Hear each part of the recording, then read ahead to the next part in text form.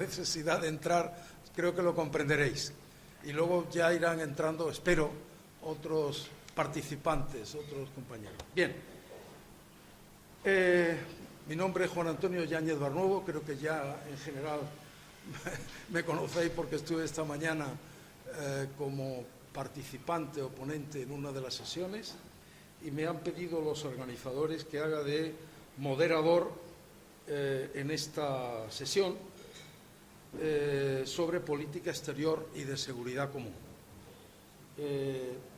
Tenemos unos ponentes realmente fuera de series, entonces voy a referirme muy brevemente a cada uno de ellos porque estoy seguro de que, bueno, en fin, lo que nos van a decir va a ser muy interesante y muy importante y además, bueno, son todos personas conocidas, pero en fin, por el orden que a mí me han puesto, que es, primero, Mercedes Guinea, que es profesora de Relaciones Internacionales de la Universidad Complutense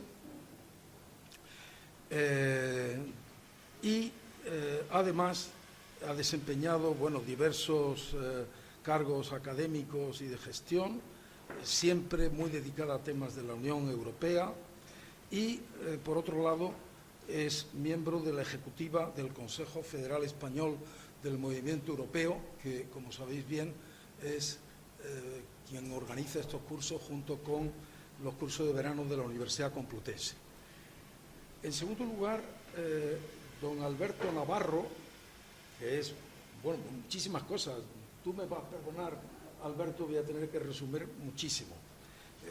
Diplomático, ha sido, bueno, director general, jefe de gabinete, ha estado también en la Comisión Europea como director del Departamento de Ayuda Humanitaria, ECHO, o ECO, no sé cómo se pronunciará, ECO, bien. Y también fue jefe de gabinete del alto representante para Política Exterior y Seguridad Común, Javier Solana.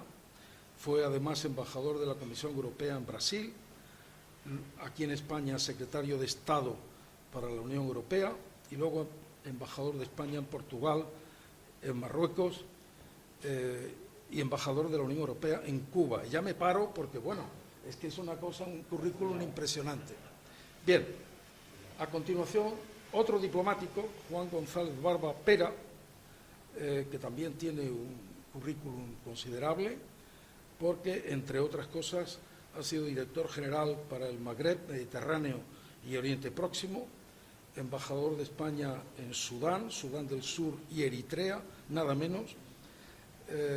Luego, embajador de España en Turquía, acreditado igualmente en Azerbaiyán y Georgia, secretario de Estado para la Unión Europea y, más recientemente, embajador de España en Croacia. Y, finalmente, José Ignacio Salafranca, que ha sido, entre otras cosas, bueno, eurodiputado a lo largo de varias legislaturas, ha sido también miembro del gabinete del comisario Abel Matutes, consejero del Comité Económico y Social de la Unión Europea, embajador extraordinario y plenipotenciario, jefe de la delegación de la Unión Europea en la República Argentina y también es vicepresidente del Consejo Federal Español del Movimiento Europeo. Con lo cual, como verán ustedes, tenemos un panel realmente fuera de serie esta tarde. Y yo lo que le voy a pedir a todos ellos es que, de ser posible, se atengan a unos tiempos de, digamos, 15 a 20 minutos cada uno, porque, como dije antes, vamos a tener que terminar a las 6 en punto.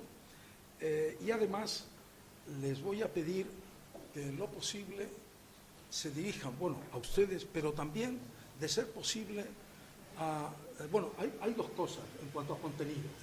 Uno, ¿qué es lo que España ha aportado a ese esfuerzo de construcción de una política exterior y de seguridad común a lo largo de los 40 años en que España ha ejercido como Estado miembro de la Unión? Yo diría que tanto a la manera de llevar esa parte o ese pilar de la construcción europea y también qué aportaciones en cuanto al contenido de esas políticas. Y finalmente, yo les diría, en plan provocativo, que si pudieran dirigirse no solamente a las personas que aquí están, que seguro que han estudiado mucho sobre esas materias, sino también al ciudadano común, que trataran de responder a esta pregunta. ¿Pero verdaderamente hay una política exterior y de seguridad común en la Unión Europea? ¿Es cierto eso? Bueno, ahí queda. A ver, Mercedes. Tiene la palabra. Buenas tardes. Quiero, en primer lugar, agradecer la invitación y la posibilidad no solamente de dirigirme a ustedes hoy, sino sobre todo de participar en estos días de convivencia con gente que tenemos las mismas preocupaciones, las mismas inquietudes y, en el fondo, ocupación, y que es pues un gustazo para todos nosotros y una capacidad, y tenemos la capacidad de aprender cosas que normalmente pues no están a nuestro alcance. Y también la amable presentación del embajador. Lo que ha planteado es verdaderamente difícil. ¿Hay una política exterior y de seguridad común? La hay. ¿En todos los ámbitos que nos gustaría? No. Pero en algunos ámbitos hay una política exterior y de seguridad común muy firme y muy seria.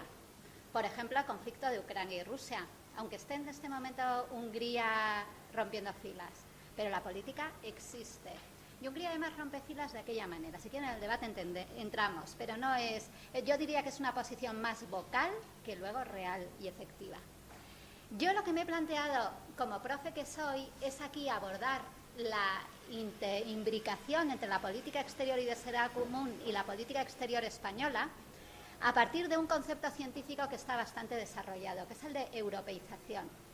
El concepto de europeización se formula en 1994 por primera vez por Lardebech y lo que recoge es el proceso por el cual las políticas de los Estados miembros de entonces la Comunidad Europea van progresivamente cambiando por el impacto no solamente de políticas comunes como cuando existen, sino también por todos esos procesos informales, normas, instituciones, formas de comportamiento que proceden de la integración europea. Ese es el concepto de europeización. En un momento posterior, cuando específicamente se aplica al ámbito de la política exterior, se desarrolla por otros autores, por ejemplo Vivian Smith o entre nosotros Barbet, aplicándolo en una doble dimensión, que es la que voy a seguir. Y la primera es la europeización top-down, es decir, preguntarnos en qué medida España participa de la política exterior y de seguridad común. ¿Cómo ha cambiado la política exterior española por efecto de pertenecer a la política exterior y de seguridad común? Y en segundo lugar, la segunda dimensión es la bottom-up. Teniendo en cuenta, y esto es muy interesante, como la PESC es puramente intergubernamental, en el fondo es una empresa de los Estados miembros, donde cada Estado miembro acudimos con nuestras iniciativas, con nuestros intereses, preocupaciones, percepciones. Entonces, preguntarnos en qué medida ha contribuido España a la formulación de esa política exterior y de seguridad común. Esta segunda percepción es dimensión, para que la entendamos, le podemos llamar, entre nosotros de una manera coloquial, la españolización. ¿En qué medida ha habido una españolización de la política exterior y de seguridad común? Comienzo con la primera dimensión. Y lo primero que tenemos que tener en cuenta es que política exterior y de seguridad común, por su naturaleza intergubernamental, es decir, donde no hay atribución de competencias y donde no hay una obligación de respeto jurídico, sino meramente de solidaridad política, es una realidad que convive de una manera completamente imbricada con las políticas exteriores nacionales. De una manera además dinámica, a veces pacífica, a veces más conflictiva, como lo vamos a ver. Pero son procesos que se retroalimentan, porque al final también las personas que con sus visiones inspiran esas políticas son las mismas. Y a veces lo hacen desde las instituciones comunes y a veces lo hacen desde la maquinaria común, las podríamos decir, instituciones más intergubernamentales son los Estados miembros. Por ejemplo, tenemos delante de nosotros personas que han trabajado en momentos de su carrera profesional diferente en las instituciones nacionales o las instituciones comunes, y son las mismas, con la misma mente, la misma mentalidad. Así que son realidades políticas que encajan y conviven, ¿no? Y claro, la cuestión en esta primera dimensión de cómo está desespañolizada la política exterior española, es muy difícil de decir por qué. Porque ocurre que para España, si nosotros tomamos estos 40 últimos años, vemos que en términos de política exterior ha cambiado radicalmente. Se ha incluido en todas las estructuras occidentales internacionales. Tiene una mentalidad y unos principios de acción radicalmente diferentes. Además, tiene un cuerpo diplomático que no tiene nada que ver con el de hace 40 años. Capacidades políticas, capacidades económicas. Pero claro, han ido en paralelo porque eran dos partes de un mismo proceso político, que aquí en el movimiento europeo lo conocemos muy bien, el proceso de democratización y transición política con el proceso de incorporación a la Unión Europea, a las comunidades europeas inicialmente y luego Unión Europea. Entonces, hay muchas veces que es muy difícil cortar con un escalpelo y ver si en ese proceso, que como resultado ha tenido que hoy España es una potencia media del sistema internacional, muy creíble, de estar fuera del juego internacional, a estar hoy muy bien centrada en el juego internacional, ver qué ha tenido como consecuencia esta transición interna y qué ha tenido como consecuencia la pertenencia a la Unión Europea. Indudablemente son dos procesos imposibles de separar y que se retroalimentan unos y otros. En esta europeización top-down, desde luego sí nos podemos preguntar si la política exterior española en este momento está europeizada. Y yo les planteo como desafío que estudiemos la Ley de Acción Exterior y de Servicio Exterior del Estado de 2014, actualmente en vigor. Tomen el artículo 2, donde aparecen los principios y objetivos de la política exterior española. Crúcenlo con el artículo 21 del Tratado de la Unión Europea y verán que, salvo en los últimos 4 objetivos de la ley española, que son puramente los bilaterales españoles, como por ejemplo promover las relaciones especiales con América Latina, el resto son plenamente coincidentes, como si los hubiera redactado la misma pluma. Luego vemos que en sus fundamentos legislativos, en sus fundamentos de valores, principios, objetivos, los derechos humanos, los valores democráticos, el multilateralismo, la defensa del derecho internacional, la lucha contra la pobreza, el cambio climático, son objetivos comunes. Luego, plenamente europeizada. Y si nos vamos a ver la estrategia de acción exterior que se ha aprobado hace unas semanas, 2025-2028, vean ustedes cuál es la lectura en este momento del entorno internacional que hace España y los objetivos que se plantea en la acción exterior. Y si van al fondo, verán que son plenamente coincidentes con los europeos. Y de hecho, el objetivo más transversal y que más se repite una y otra vez es autonomía estratégica abierta. La autonomía estratégica abierta, aprobada por la Unión Europea ya con carácter transversal desde 2022 en la Estrategia de Versalles. Luego, en sus fundamentos, podemos hablar de una política plenamente europeizada. Y si además nos vamos a ver políticas sectoriales, podemos ver que muchas de ellas, y yo por ejemplo he analizado cambio climático, cooperación para el desarrollo y además acción en organizaciones internacionales, específicamente las de derechos humanos, coinciden otra vez completamente, sin que haya ni una sola diferencia. Luego vemos que somos un Estado plenamente europeizado. Y además, la siguiente dimensión que nos podemos preguntar de esta europeización, y teniendo en cuenta que la pesca, como les decía antes, es una cuestión que no depende de una obligación jurídica, sino de solidaridad política, nos podemos preguntar en un segundo plano en qué medida España es un Estado respetuoso de sus compromisos PESC. Y aquí también he ido haciendo un listado y un estudio caso por caso, y yo veo que como regla general, y además en ámbitos en que, por ejemplo, hemos cambiado radicalmente nuestra política exterior, somos un Estado ampliamente cumplidor con nuestros objetivos PESC. Se me ocurren como puntos de ruptura, y los voy a plantear aquí, si quieren luego los abordamos en el debate, 2,5. Y el último medio es porque no estoy plenamente segura de qué pasó, lo que nos ha contado los medios de comunicación que pasó. El primero de ellos es la ruptura de la posición común del Consejo sobre la guerra de Irak en 2003 con la redacción de la Carta de las Azores con otros Estados miembros. Pero aquí lo que tenemos que ver no es solamente que había división entre los Estados miembros, sino que previamente hubo una posición común del Consejo. Y lo que nos separamos fue de la posición del Consejo. Ahí un punto de ruptura.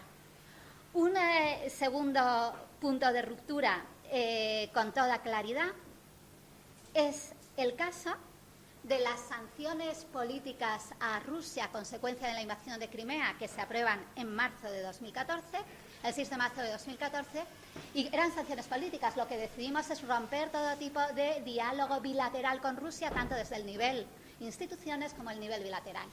Y ocurre en pocas semanas hasta que nuestro ministro de Asuntos Exteriores, no diré el nombre, viaja a Moscú. También hay que decir que era un momento muy delicado para España, porque estábamos en plena crisis de deuda pública y lo que va a buscar a Moscú es inversores y compradores de deuda pública española. Es decir, hay una razón de ser.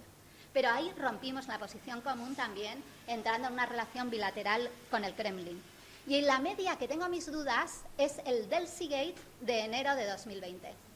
Porque existía una sanción, una prohibición de viaje de determinadas personas del gobierno venezolano por su participación en la represión local a la Unión Europea. Y efectivamente, Delcy Rodríguez viaja. Y si quieren ustedes leer la definición más perfecta de lo que son las obligaciones de solidaridad política según el Tratado de la Unión Europea, consulten la sentencia del Supremo. Yo se la saco en clase para mis alumnos porque es maravillosa el cómo explica la diferencia entre una obligación jurídica y una mera obligación de solidaridad política. Aún así hay que decir que este ser cumplidores nos ha llevado en muchos casos a tener política exterior respecto a ámbitos que no la íbamos a tener. ¿Por qué? O porque nuestros intereses estaban en otros lugares. El ejemplo de Rusia en este momento con las sanciones duras y férreas, que ha supuesto un coste importante, o en el caso de Ucrania. Yo dudo mucho que tuviéramos el apoyo económico, político y sobre todo militar a Ucrania que tenemos en la actualidad si no hubiéramos sido miembros de la Unión Europea. Y también otro ejemplo de política exterior que surge y que no hubiera surgido si no fuéramos miembros de la Unión Europea es toda nuestra posición hacia los Balcanes y su proceso de europeización y de modernización. Incluso aquí podríamos también abordar la particularidad de Kosovo, que yo creo que se ha hecho una maniobra magistral de trilero, puede utilizarse la palabra, que es mantener nuestro interés nacional y no reconocer formalmente a Kosovo, pero sin embargo participar activamente en todas las acciones comunes de apoyo y construcción de un Estado en Kosovo. ¿De acuerdo? Entonces creo que hay una doble política muy pragmática, pero que permite por una vez mantener la singularidad nacional y por otra parte no romper la cohesión colectiva. Y nos vamos a la otra parte, la parte interesante, el bottom-up, la europeización bottom-up o españolización. Y nos preguntamos, es un poco lo que nos planteaba el embajador, ¿ha dejado España su impronta en la política exterior y de seguridad común? Tenemos que tener en cuenta que al ser una política intergubernamental, aquí la iniciativa de los Estados miembros es clave para formular la política común. Y que a pesar de que el tratado dice que los Estados miembros son todos iguales jurídicamente hablando, políticamente esto no es así. Los Estados pesan unos muchísimo más que otros. Y lo primero que nos tenemos que preguntar es ¿cuánto pesa España? Aquí, para medir el peso de los Estados miembros en cada momento, a mí me gusta mucho el marco teórico de Thalberg. El que esté interesado después le recomiendo la lectura, que suma en tres los recursos de poder de los Estados. Los primeros son los objetivos, los que tienen ustedes en la cabeza. Población, riqueza, contribución al presupuesto comunitario, importantísimo, pero también aquí viene podríamos decir, fiabilidad del Estado. Por ejemplo, si todas las fuerzas políticas respaldan la posición que se esté defendiendo, o también viene otros criterios duros de poder, como es el peso relativo, es decir, el porcentaje en términos de recursos económicos, en términos de población, ¿no?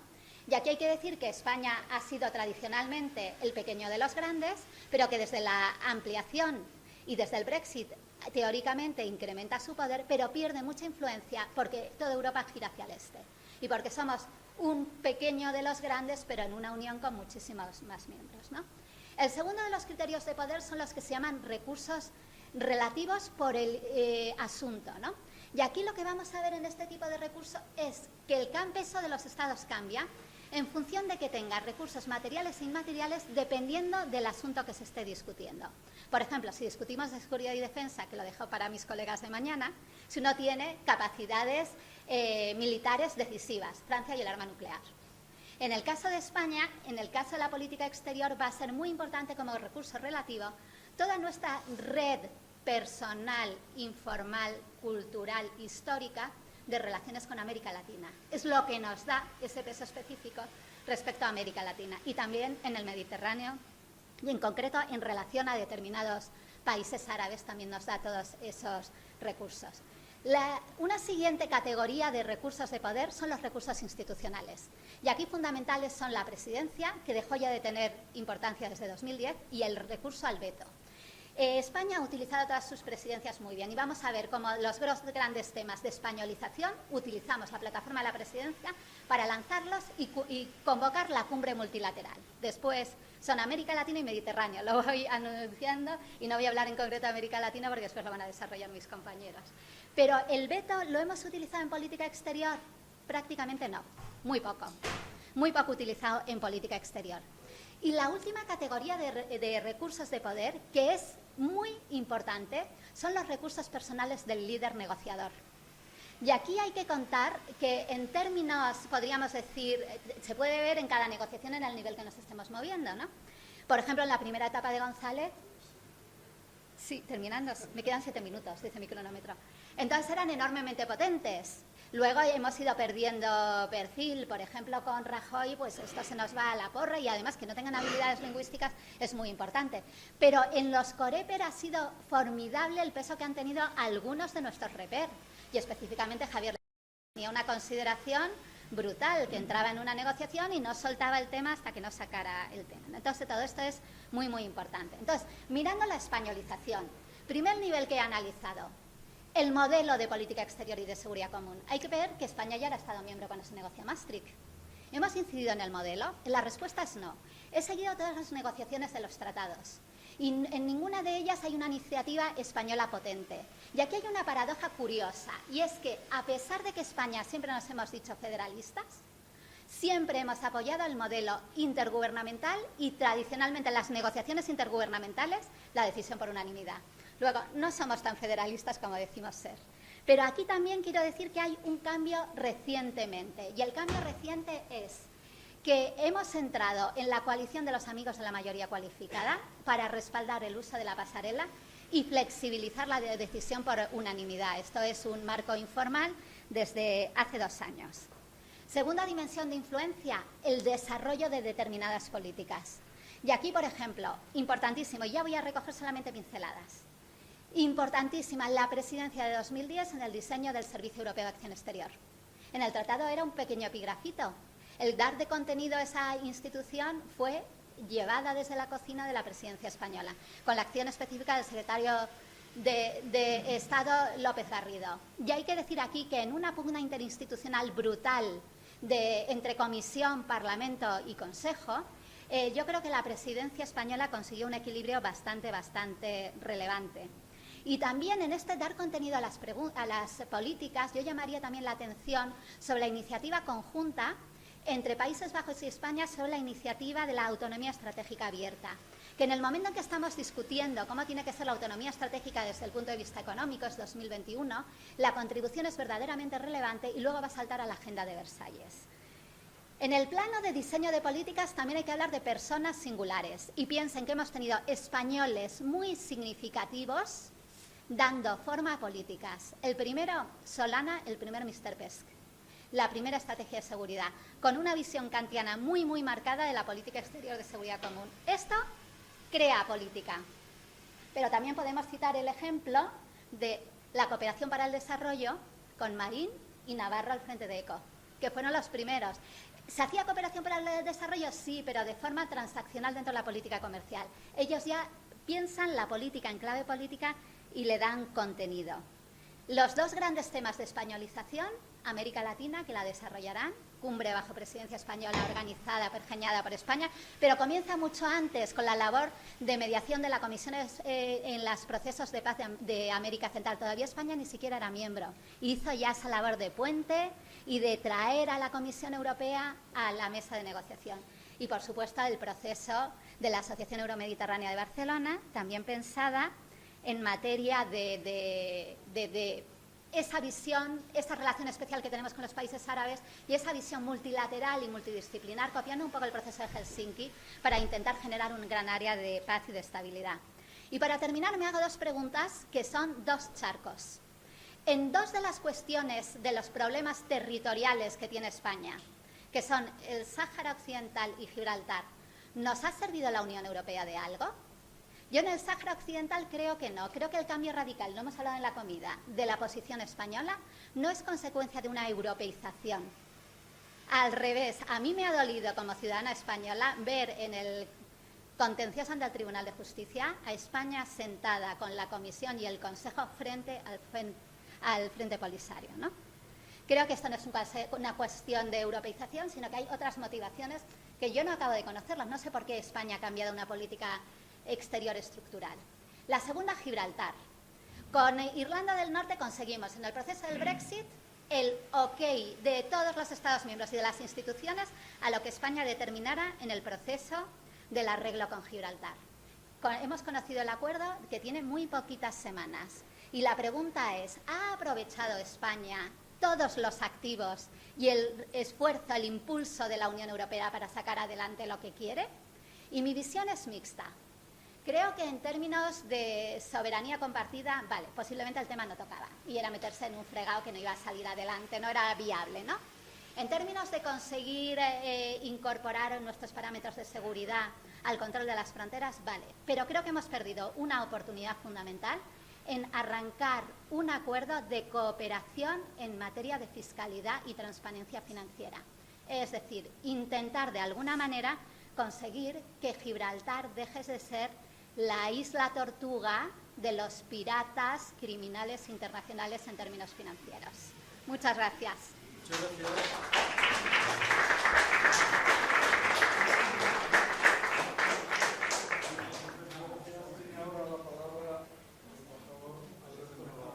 Y espero que se atenga a lo que por supuesto. habíamos hablado antes. Con mucho gusto. Muchísimas gracias. Yo quiero también agradecer al Consejo Federal del Movimiento Europeo, a Pachaldecoa, y a la Universidad Complutense esta amable invitación para compartir con estos brillantes colegas este panel de esta tarde y con todos ustedes. Voy a, en primer lugar, subrayar el tema de este curso, los 40 años de España en la Unión Europea, que los vamos a cumplir muy pronto, en 5 meses. Yo siempre digo que mirando los libros de historia de España, que es un país muy viejo, con muchos siglos a sus espaldas, no encuentro 40 años como estos que hemos vivido en Europa. Son, sin duda, los mejores años de nuestra historia, con mayor prosperidad y mayor estabilidad. Hemos recibido muchísimo de Europa. Se subraya muchas veces, casi 6 veces el Plan Marshall, actualizado a día de hoy, multiplicado por 6 nuestro PIB, unos fondos estructurales y unos recursos de más de 458.000 millones de euros, disponer del euro como moneda, que es una moneda fuerte, no inflacionista, estar en el mayor mercado del mundo, una legislación avanzada en materia de igualdad de género en muchos ámbitos, pero se ha puesto poco el acento en lo mucho que ha dado España a Europa y por eso me alegro que este curso ponga el acento precisamente en lo que hemos aportado los españoles a la construcción europea. Y ahí hoy nos toca hablar de la política exterior y de seguridad común. Decía el embajador Juan Antonio Yáñez que si hay una política, bueno, es una política, se ha dicho ya muchas veces, con base intergubernamental. La Comisión tiene relaciones exteriores en muchos ámbitos, con mucha fuerza, pero la PESC sigue siendo en su base una política intergubernamental donde hay estados con intereses globales. Hasta ahora eran 2, el Reino Unido, que ya se ha ido con el Brexit, y Francia, potencias nucleares, miembros permanentes del Consejo de Seguridad, otros que tienen políticas regionales, España, con América Latina, con el norte del Mediterráneo, y países que tienen una política exterior de vecindad, con sus vecinos, Luxemburgo, los Bálticos. Dicho sea de paso, ahora tenemos una alta representante, Estonia, y un comisario de defensa, lituano. Esos van a ser los 5 años que tenemos por delante de nuestra Europa, con 450 millones de ciudadanos. Bueno, en la PESC, sin duda, y se ha puesto ya de relieve, yo subrayaría en primer lugar las personalidades que han estado al frente de la política exterior y de seguridad común. Yo tuve el honor de ser el jefe de gabinete de Javier Solana cuando arranca esa figura con el Tratado de Ámsterdam el 1 de noviembre de 1999, cuando no había medios en el Consejo. El alto representante en Ámsterdam era un alto funcionario, secretario general del Consejo y alto representante, y posteriormente ya con el Tratado de Lisboa cambia esa figura y se va al doble sombrero de un alto representante que a su vez es también tiene la legitimidad del Consejo Europeo, que le nombra por mayoría cualificada, con el consentimiento del presidente de la Comisión, y a la vez es vicepresidente de la Comisión y puede coordinar la tarea de los distintos comisarios que tienen relaciones exteriores o importancia en las relaciones exteriores, desde el comercio, la ayuda al desarrollo, la ayuda humanitaria, la política de vecindad, etcétera. Bueno, en los 25 años que ha habido de alto representante, 15 años han sido españoles, 10 años Javier Solana y 5 años Josep Borrell, que va a hablar aquí pasado mañana. Yo subrayaría, yo en aquella época, para contestar al embajador, yo viví la guerra de Irak. Y para Javier Solana era muy difícil. Por un lado estaba el Reino Unido, Blair, España, Aznar, apoyando las tesis de Bush. De hecho, el presidente Aznar viaja a México porque, curiosamente, México y Canadá, los dos vecinos de Estados Unidos, no apoyaban a Bush, lo cual ya es indicativo de un país si tus vecinos no entienden tu política, y fue a hacer ese viaje a ver si convencía al presidente Fox, que obviamente no cambió de posición. Y por otro lado estaba Francia, con el presidente Chirac, viajando a Rusia y a China, a los otros miembros permanentes, para tenerlos también en su bando, y Alemania, que fue el país que cambió de posición. Alemania se va con Francia, deja de estar con Estados Unidos, como había estado hasta entonces siempre el canciller Schröder. Y obviamente en esas condiciones, pues lo más que se puede hacer es mantener el barco a flote y seguir avanzando. Yo junto a ellos dos subrayaría también la tarea de Miguel Ángel Moratinos, que fue durante 7 años enviado especial para Oriente Medio. Él es el creador y el impulsor del cuarteto. Ahora se nos ha olvidado, pero el cuarteto era la Unión Europea, Naciones Unidas, Estados Unidos y Rusia, y eran los que discutían, negociaban las cuestiones sobre Oriente Medio. Javier Solana era el portavoz del grupo del Reino Unido, Francia y Alemania, junto con Estados Unidos, para las negociaciones con Irán. Entonces éramos actores. Yo recuerdo todas esas reuniones del cuarteto a nivel ministerial, las reuniones con Irán. Ahora, lamentablemente, en los últimos meses hemos visto que Europa es un simple observador de lo que ha ocurrido en Irán o de lo que está ocurriendo en Gaza o en Oriente Medio.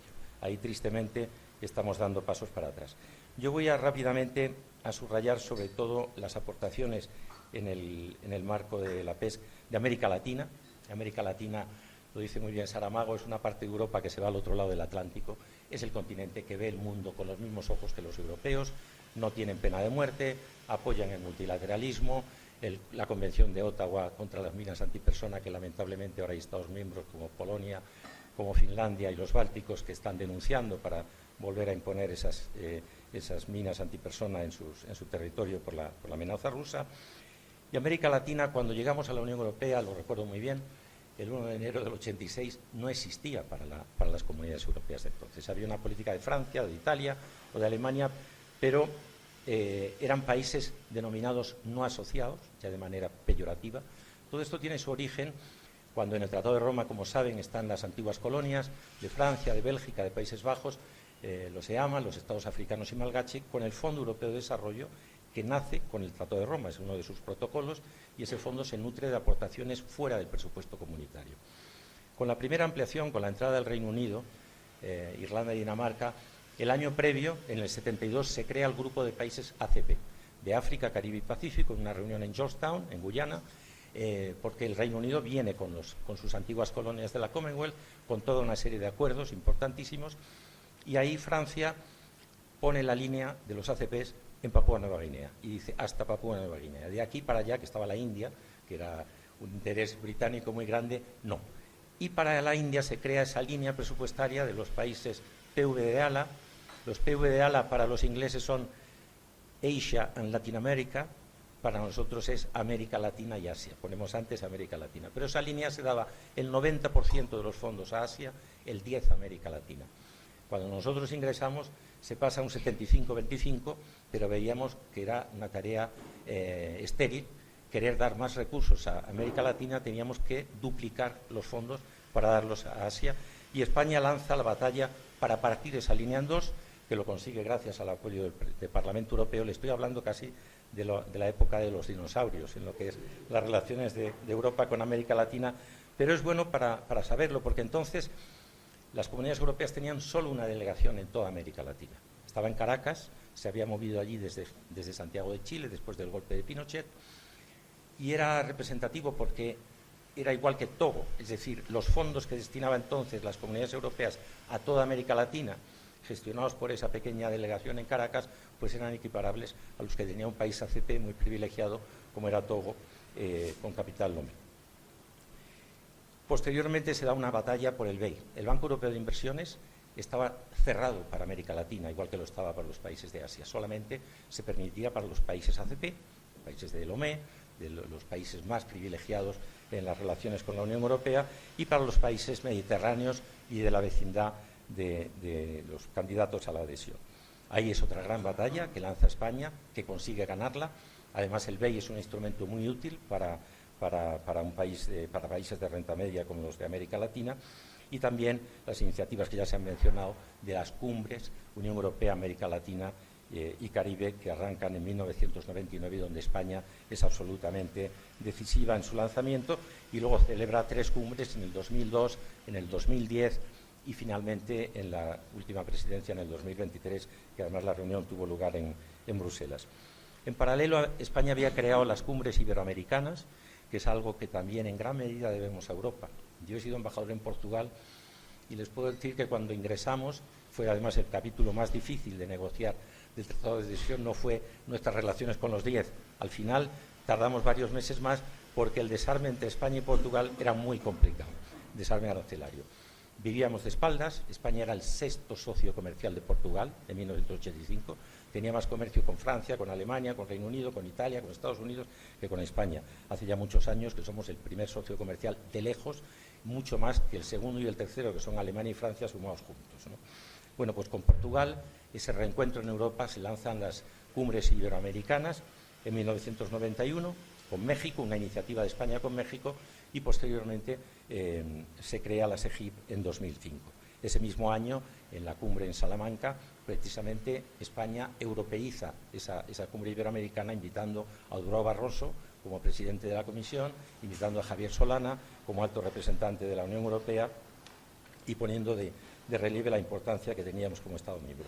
Yo querría solo en el ámbito de América Latina, donde están los acuerdos con Mercosur, los acuerdos con México, con Chile, con América Central, con el Pacto Andino, donde España ha sido absolutamente impulsora de todos esos ámbitos, también del SGP con Abel Matutes, con Marín, que fueron 2 comisarios que avanzaron, dieron grandes pasos en este ámbito. Citar un caso muy concreto que lo viví personalmente, que es el de la República Dominicana. Y cuando España entra en las comunidades europeas, nos encontramos de repente con que tenemos que dar una cantidad inmensa de fondos para el Fondo Europeo de Desarrollo, el 6º FED, para países de los cuales España no había oído hablar prácticamente nunca: Vanuatu, Kiribati, las Islas Salomón, el Pacífico, etcétera. Y había que dar, España entonces no tenía la DECID, no era un país que tuviera una cooperación al desarrollo, y vimos, bueno, ¿por qué va a ser un país ACP Belice, que está en el continente, o Guyana, y no los países centroamericanos o las islas como República Dominicana y Cuba? Y lanzamos la candidatura de República Dominicana, que me acuerdo muy bien, mandó una nota verbal diciendo: somos la primera catedral, la primera universidad, queremos ser también el primer país iberoamericano en entrar, y eso creó pánico del lado de Francia y de Reino Unido, que obviamente tiene un interés muy especial en todo el ámbito ACP. Finalmente se junta la candidatura de Haití y gracias a ello conseguimos que la isla española sea un país ACP y tenga esas grandes preferencias y esos privilegios. República Dominicana es de los pocos países del mundo que tiene acceso libre a todo el mercado estadounidense con el DR-CAFTA y, por otro lado, acceso libre al gran mercado europeo, pero incluso para productos como el banano, como el plátano, que es ahora un gran productor. El 90% del plátano, digamos, ecológico que se consume en los países escandinavos o en Alemania viene de República Dominicana, y aprovecha muy bien esas ventajas. Bueno, junto a América Latina se ha mencionado también el tema mediterráneo. Yo creo que lo conoce muy bien. España impulsó la Asociación Euromediterránea, que nace en 1995, impulsó también la creación de la Unión por el Mediterráneo, y de hecho la Secretaría está en Barcelona cuando se establece en 2008. Impulsamos también en el ámbito bilateral acuerdos como el Estatuto Avanzado de Marruecos.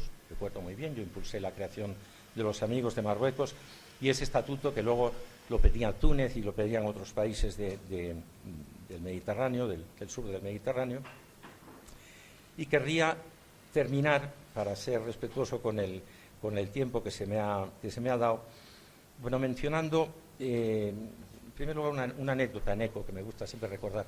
Yo cuando llegué de director a la oficina humanitaria que tuve el honor de dirigir 3 años con la comisaria Emma Bonino, que posiblemente fue mi experiencia profesional más bonita, no se aprobaba el reglamento de ayuda humanitaria por una cuestión de lenguas, porque cada país quiere que su lengua pues, sea utilizada en el Comité de Ayuda Humanitaria y en la aprobación de las distintas decisiones.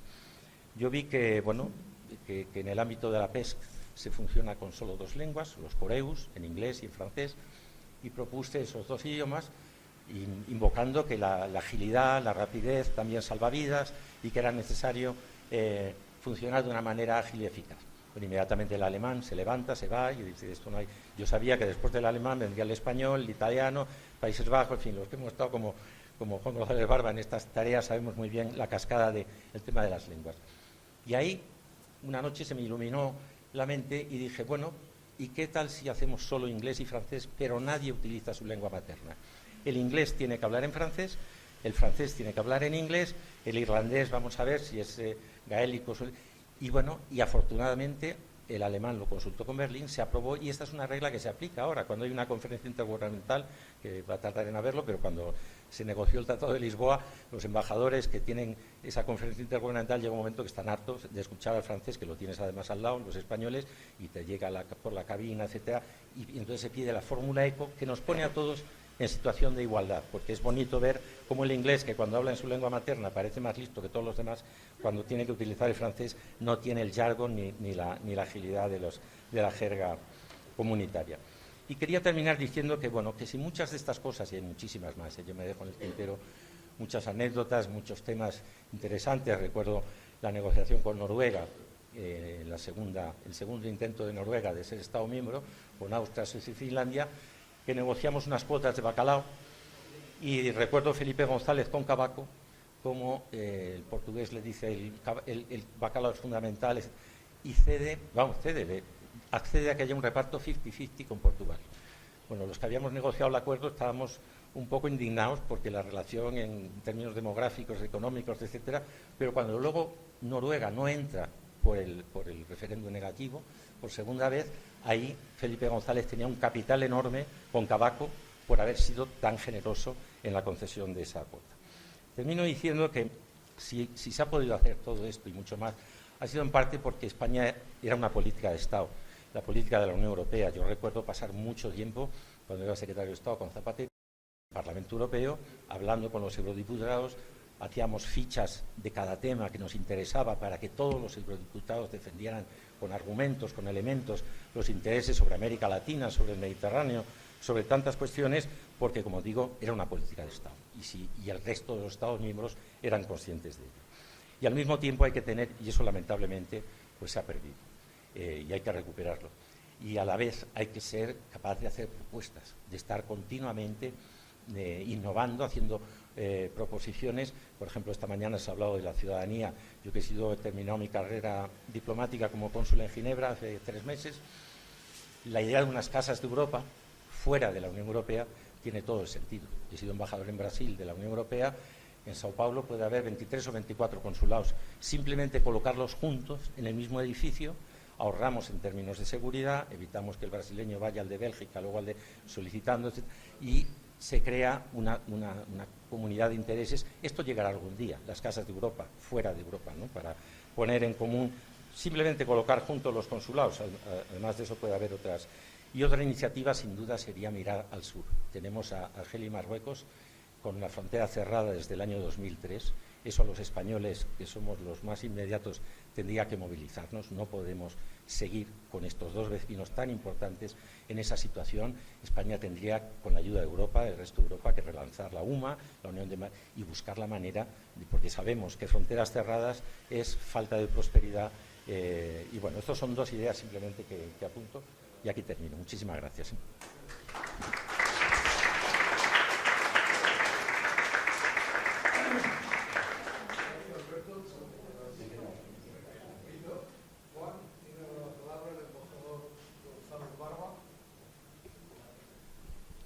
Muchas gracias a todos y especialmente a Pachi Aldecoa por su invitación. Me alegro de haber visto aquí a Nacho Salafranca y a la profesora Guinea, que no conocía, pero quiero aprovechar para dar un especial abrazo delante de todos ustedes a 3 diplomáticos. Yo soy el más moderno, todavía sigo en activo. Los otros 3 que están aquí se han jubilado ya hace un tiempo. Los 3 han sido mis jefes en distintas circunstancias. Yo me he ocupado tanto de Unión Europea, fui secretario de Estado de Unión Europea, como también de África y Oriente Medio. Han sido mis 2, y aquí estuve a las órdenes tanto del embajador Juan Antonio Yáñez Barnuevo como de Fernando, el embajador Valderrama, y Valderrama, Valenzuela, me he confundido con otro Fernando. Y lo que sí quiero decir es que un diplomático, y en una carrera como la nuestra, es simplemente un eslabón de una cadena larga, que cuando uno saca la oposición, pues ha aprendido algunas cosas, que es el 5% de nuestra profesión, y el resto lo aprende con las botas puestas. Yo quiero decir que con estos 3 primeros espadas, pues parte de lo que sé y de lo que he sido se lo debo a ellos, con lo cual quería darle las gracias delante de todos ustedes. Como poco puedo añadir a lo que ya han dicho la profesora Guinea y el embajador Navarro, y lo que dirá Nacho Salafranca, me imagino que sobre América Latina, en relación con la aportación de España a la Unión Europea en estos 40 años, me gustaría centrarme en la segunda pregunta que hizo Juan Antonio Yáñez, hablando de si tenemos realmente una política exterior y de seguridad común o no en Europa y las causas. Y yo les quería trasladar una reflexión que he estado haciendo últimamente. Estoy publicando cada cierto tiempo artículos sobre Europa en un blog que titulo Reflexiones Europeas, y en uno de esos artículos hablé de la que llamé la ley de hierro de Europa, que tiene de hierro de Europa, que tiene un componente, un origen geográfico y que explica muchas cosas, entre otras, la manera de ver el mundo desde las distintas capitales. El enunciado de esta ley sería Europa Oriental recibe, en tanto que parte de Eurasia, las influencias directas de Asia. Europa Occidental es el muro, el tabique, que termina conteniendo estas influencias cuando son negativas, y a lo largo de la historia, pues fundamentalmente estamos hablando de invasiones que venían todas por parte de Asia, y de manera más sutil o refinada, pues la gran potencia euroasiática que es ahora Rusia, pues trajo el comunismo durante la Guerra Fría, y ahora una guerra con Ucrania, y sobre todo un sentimiento irredentista que es lo más peligroso que hay para el proyecto europeo. Y Europa Central es el crisol donde se decanta el carácter europeo de cada época. Entonces, según donde caiga cada país, en Europa Central, Oriental, Europa Occidental, tendrá una distinta manera de ver el mundo, y es difícil lograr que cuaje una visión armónica europea. Y ahora es más difícil que antes, además, porque hay 2 actores, o 2 y medio, 3 incluso, externos a la Unión Europea, para los cuales cada capital no solo tiene una política exterior, sino que tiene casi una visión sustantiva, esencial, casi metafísica, de cómo concibe la relación con ese actor. Uno es Rusia, el otro es Estados Unidos y el tercero es Israel. Rusia, ya me he referido al porqué, porque representa todo lo que ha supuesto Asia, el gran continente asiático, a lo largo de la historia europea, y ahora nos vuelve a recordar que es la gran amenaza para el proyecto europeo. Tengan por cierto que si la Rusia de Putin termina saliéndose con la suya, con todos los objetivos que tiene en relación con Ucrania, yo creo que será el principio del fin de la Unión Europea. El segundo actor fundamental es Estados Unidos, y lo es porque el papel tradicional de Europa Occidental, que era, a fin de cuentas, el muro de contención frente a todo lo que venía de Asia, fueran las invasiones de hunos, de mongoles, las invasiones, por supuesto, otomanas, y ahí terminaban chocando. Viena fue, digamos, la última frontera. Ese papel, después de la Segunda Guerra Mundial, se subcontrató y dejó de ser una potencia europea, o lo había sido a medias durante la Segunda Guerra Mundial el Reino Unido, pero ya durante la Guerra Fría pasó a serlo Estados Unidos. Con lo cual nos habíamos acostumbrado en Europa a que una función tradicional que había desempeñado la parte occidental del continente pasó a hacerla la gran potencia ultramarina. Y cuando esa gran potencia ultramarina de repente ha transmitido no solo su desinterés en seguir defendiendo a Europa, sino sobre todo un sentimiento hostil hacia Europa. No quiero repetir aquí las palabras que ha dicho el presidente Trump y que todos ustedes recuerdan sobre Europa, pero que tiene un origen claro y que revela parte del éxito de la integración europea, porque la Unión Europea, con su legislación, consigue efectos extraterritoriales, lo que se ha llamado como el efecto Bruselas, y eso no cabe duda que a una potencia mundial económica como Estados Unidos, con sus grandes multinacionales, es algo que no les gusta, porque luego también la Unión Europea es capaz, a través de la Comisión y el resto de los Estados miembros, pero con competencias transferidas y un método decisorio a través de mayorías, de tener una política comercial que le planta cara a cualquiera, porque aquí sí la Unión Europea es una gran potencia que se bate en igualdad de condiciones con Estados Unidos o cualquier otro país. Y luego también porque entre las competencias transferidas, residenciadas en la Comisión y con enorme fuerza, es la defensa de la competencia. Y aquí también la Unión Europea, vía Comisión, puede imponer sanciones importantes, entre otros, a grandes colosos norteamericanos. O sea que todas estas políticas europeas se habían convertido en irritantes en la relación bilateral, y ahora con un presidente como Trump se han elevado casi a categoría de ser pues uno de los aspectos que hay que saber conjugar en unas relaciones complejas como son las relaciones transatlánticas entre Estados Unidos y la Unión Europea.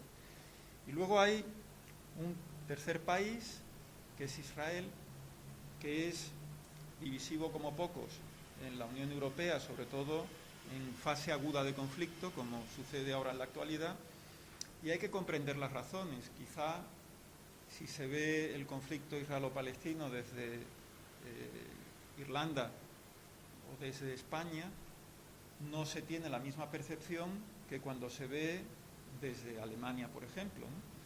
Y es que posiblemente sin el Holocausto no se hubiera producido algo inaudito en la historia europea, y es que un país, tras haber perdido la guerra, no aceptó a regañadientes el acuerdo de paz que le fue impuesto, esperando a reconstruir capacidades y a poder desquitarse y a ser posible recuperar el terreno perdido. Esa ha sido la tónica de la historia europea a través de los siglos. Sin embargo, cuando se sabe qué es lo que ha ocurrido en territorio ocupado y en la propia Alemania por el régimen nazi, y el público alemán y los líderes alemanes tienen noticia de la barbaridad que han hecho, se produce un acto de contrición, de arrepentimiento y sobre todo de voluntad de empezar un nuevo proyecto. Un nuevo proyecto que supuso, como saben, a partir de la década de los 50, con el precedente de la Comunidad Económica del Carbón y del Acero, un marco en el que otro de los principios básicos en la Unión Europea o en Europa, que ha sido el equilibrio de poderes, se sustancia, pero no de modo violento, como había sido la tónica en la historia, sino de modo pacífico.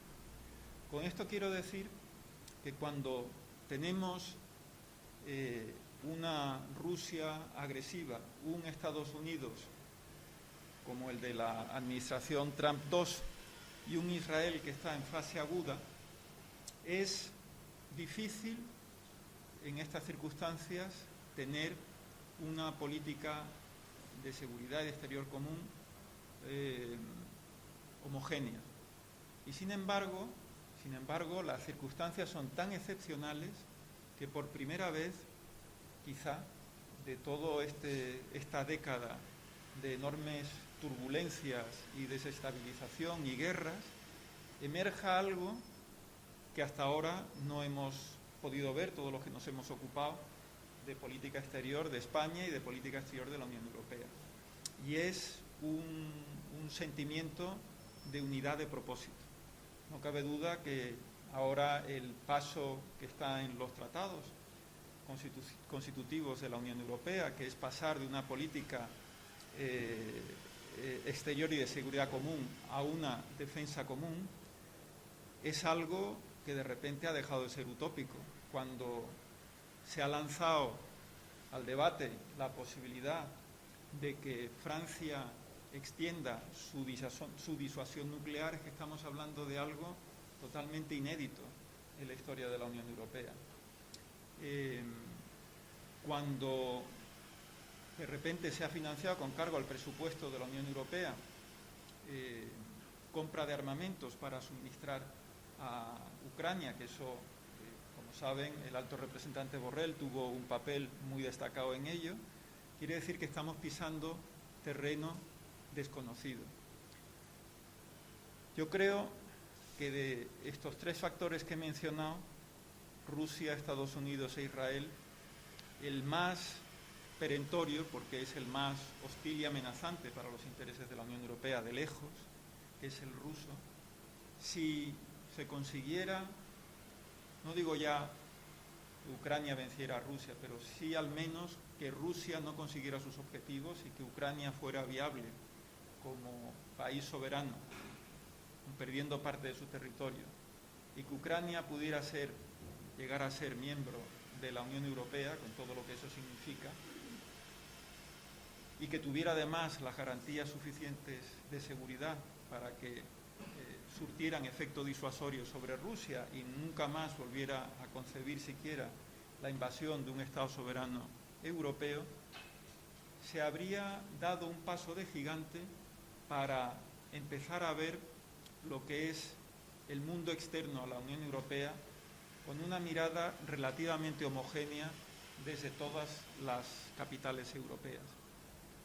Y si eso se consiguiera, yo creo que Europa se encontraría en una posición, como no lo ha estado hasta la fecha, para poder ejercer el peso e influencia que se espera de una comunidad de 450 millones de habitantes, con un mercado interior, con una moneda común, con un principio de defensa común, sobre el norte de África, sobre toda África subsahariana y sobre América Latina, y por supuesto también desempeñar un papel relevante en las relaciones con los dos gigantes asiáticos, China y la India, ¿no? Con lo cual, y aquí voy a terminar porque quiero ajustarme al tiempo, yo creo que lo que estamos viendo desde 2014, pero en fase aguda desde 2022, en relación con Rusia, es algo que para los europeos tiene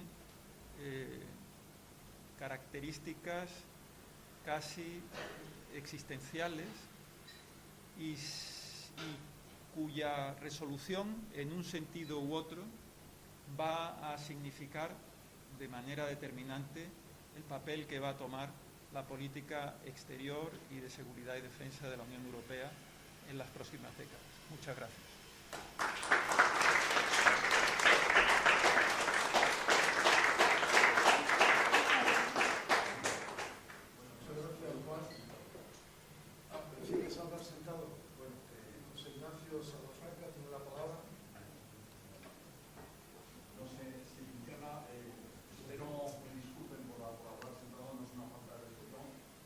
Tengo 4 hernias de disco y me cuesta mucho trabajo establecer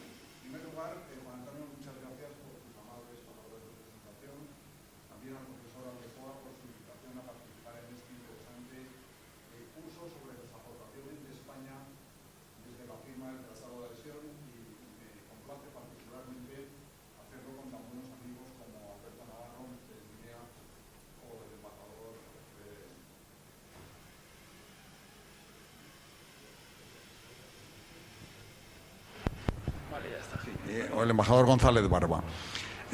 Para mí el participar en este seminario es una auténtica bocanada de aire fresco porque realmente nos permite abordar un tema muy grato como es ese momento de la entrada de España en las entonces comunidades europeas que realmente nos aleja, digamos, de la polarización y radicalización que vive hoy la vida política española.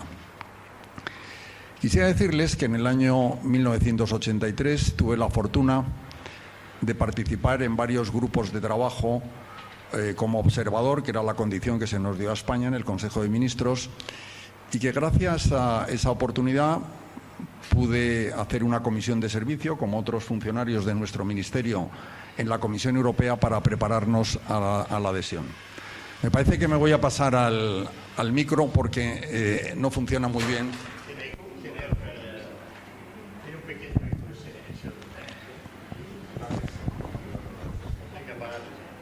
En todo caso, eso me permitió incorporarme en enero del año 1986 al gabinete del entonces comisario Abel Matutes y estar desde esa fecha en la sala de máquinas del 13º piso del Berlemont. Para mí fue una experiencia realmente inolvidable el tener esa oportunidad por la confianza que me demostraron, por la profesionalidad y el compañerismo de las personas que integraban ese gabinete, por la excelente relación que teníamos con el otro comisario, Manuel Marín, y con su equipo, y por la estrechísima relación que teníamos con el presidente del Gobierno en ese momento, Felipe González.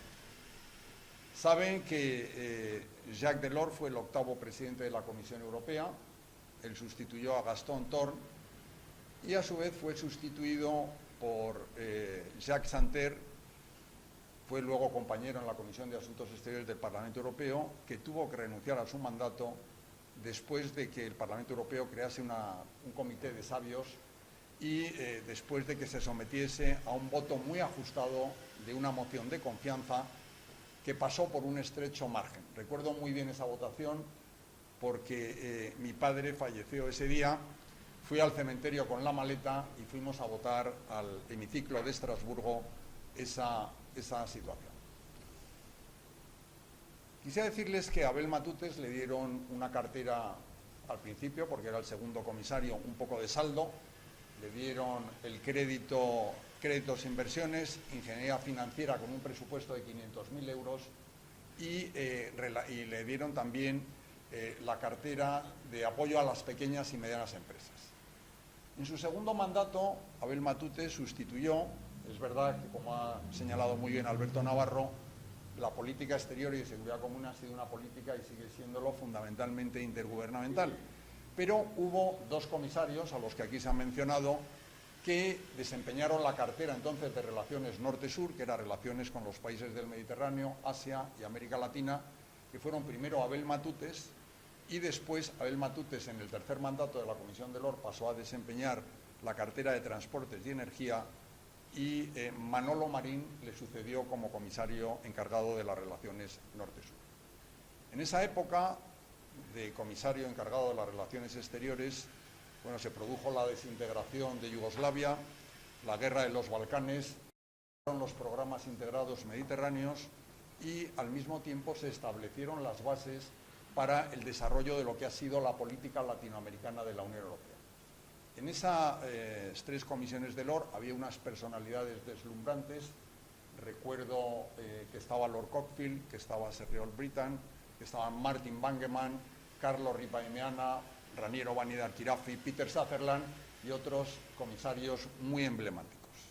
Estaba también como secretario general de la comisión Emile Noël, luego fue sustituido por David Williamson, y estaba como jefe de gabinete de Jacques Delors Pascal Lamy, que luego fue comisario de Comercio y director general de la Organización Mundial de Comercio.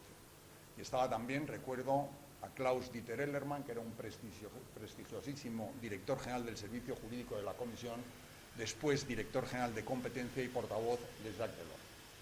Bueno, hablando de anécdotas, en marzo del año 1990 acompañé a Abel Matutes a la toma de posesión del presidente Aylwin después del referéndum por el que se puso fin al régimen del general Pinochet. Y recuerdo que cuando estábamos esperando para saludar al presidente electo, en el patio de los Naranjos del Palacio de la Moneda, el ministro recién asumido de Asuntos Exteriores y Culto de Argentina, Domingo Cavallo, en su primera reencarnación, pidió una cita con el comisario europeo. Nos vimos en el despacho del oficial de guardia y le pidió que la Unión Europea estableciese un acuerdo con una cláusula democrática para poner fin o para poner al abrigo a Argentina de cualquier tentación involucionista. En marzo del 90, en la prehistoria, como decía Alberto, recordarán que la administración Alfonsín no pudo acabar su mandato en Argentina y se produjo una hiperinflación y en esas condiciones asumió el presidente Menem su mandato. Esto fue en marzo del año 90 y en el mes de junio en Luxemburgo se firmó uno de los acuerdos más rápidos que ha concluido nunca la Unión Europea, que incorporaba una cláusula democrática que ha venido caracterizando la acción de los acuerdos de la Unión Europea con terceros países. La gente no sabe, piensa que es una imposición de la Unión Europea, pero fue una petición del gobierno argentino. Como decía Alberto muy bien, se creó un grupo permanente de trabajo en los años 70, hubo una resolución del Consejo de Ministros en el año 74, pero la realidad es que el impulso de las relaciones entre la Unión Europea y América Latina se produce a partir de la entrada de España y Portugal en el año 86. En ese momento, el comisario Matutes propone unas nuevas orientaciones para la cooperación con los países de Asia y América Latina. No teníamos recursos en el presupuesto comunitario porque, como señalaba muy bien Alberto, todos los fondos lo captaban los países ACP y los países de Asia.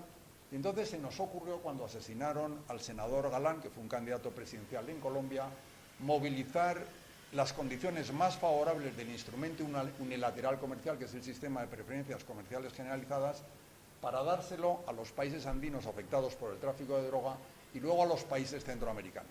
Se extendió, como nos recomendaba también Alberto, toda la red de acuerdos en la región y al mismo tiempo se libró esa batalla, que fue una batalla muy complicada, porque aunque el Banco Europeo de Inversiones tiene una vocación regional, dedica el 10% de sus recursos a países terceros. Y los países de América Latina estaban excluidos de la acción exterior del banco. Y el Consejo de Gobernadores, que eran los mismos ministros del ECOFIN, tuvieron que aceptar por unanimidad la actuación que era la reparación de una grave injusticia. Entonces, pasamos de los acuerdos de primera generación, cooperación agroindustrial, segunda generación, cooperación científica y tecnológica, tercera generación, cláusula democrática, a la generación actual, que es la liberalización progresiva y recíproca de los intercambios. El resultado de ese gran trabajo, que luego lo prosiguió Manolo Marín cuando asumió sus responsabilidades como comisario encargado de esa cartera, nos permitió hacer un gran ejercicio de movilización de la voluntad política. Estas relaciones se movieron porque había un diálogo político ministerial, que era el diálogo político de San José. Le comentaba al embajador González Barba que Felipe González participó en uno de los éxitos de la política exterior de la Unión Europea, que fue el diálogo de Contadora, por el que se pacificó un istmo asolado por conflictos civiles, y luego en el año 90 se constituyó el diálogo político ministerial entre los países de la Unión y el Grupo de Río, que fue superado en el año 99 por los mecanismos de las cumbres. Esta idea de las cumbres fue una idea española que se lanzó en la cumbre de Viña del Mar en el año 1996, y en el año 2014, en la cumbre iberoamericana de Veracruz, es donde se consideró que las cumbres deberían alternarse, las cumbres iberoamericanas, con las de la Unión Europea, para no solaparse.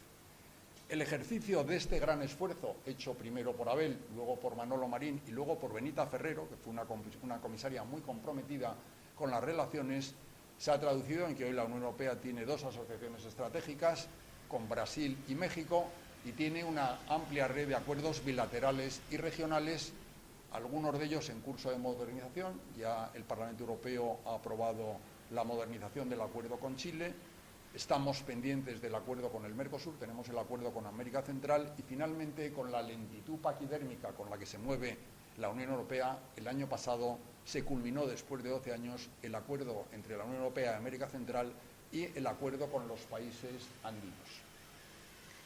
Vamos a ver ¿Qué va a pasar ahora con el acuerdo con el Mercosur? Yo estuve el otro día en Varsovia, tuve la oportunidad de hablar con el ministro de Industria y Comercio polaco, habló del acuerdo con India, habló del acuerdo con Tailandia y nos dijo que durante su presidencia ellos tenían que ser forzosamente neutrales, pero que realmente en relación con el acuerdo del Mercosur, cuando dejasen su presidencia, ellos se iban a posicionar con Francia.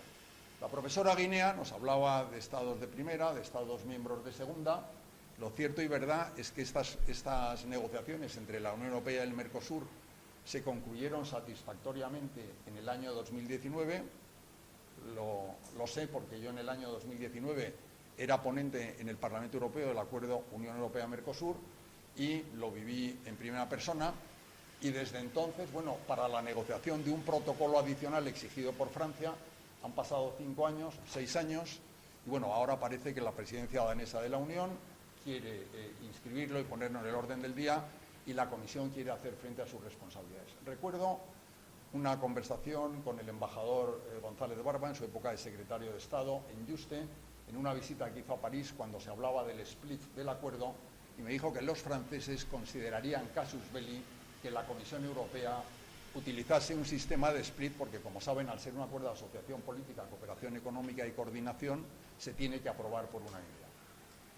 En todo caso, yo creo que la brillantez de las presentaciones que han hecho las personas que me han precedido en el uso de la palabra aligera con mucho mi responsabilidad. No me voy a detener en la evolución de la política exterior y de seguridad común desde que se crea en el año 93, pasando por Ámsterdam, por la declaración del Consejo del año 99 que se crea la figura del alto representante.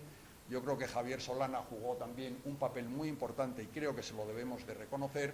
Y luego, efectivamente, el Tratado de Lisboa establece claramente la creación del Servicio de Acción Exterior, la figura del presidente estable del Consejo y, al mismo tiempo, el Parlamento Europeo. Yo he tenido diversas reencarnaciones, he pasado por la Comisión, he pasado por el Servicio de Acción Exterior, pero he pasado 23 años en el Parlamento Europeo, he sido 15 años coordinador de mi grupo en la Comisión de Asuntos Exteriores y me tocó, de alguna manera, estar presente en todo lo que fue el nacimiento del Servicio de Acción Exterior. Y para la pequeña historia fui responsable de una anécdota de la que luego fui víctima, porque se me ocurrió que en el protocolo sobre responsabilidad política, en el que los embajadores jefes de delegación de la Unión tenían que pasar por la Comisión de Asuntos Exteriores, fui yo el que pidió que ese punto se incluyera. En todo caso, el Parlamento Europeo, según el tratado, me parece que es el artículo 36, dice que tiene que estar asociado e informado a la política exterior y de seguridad común.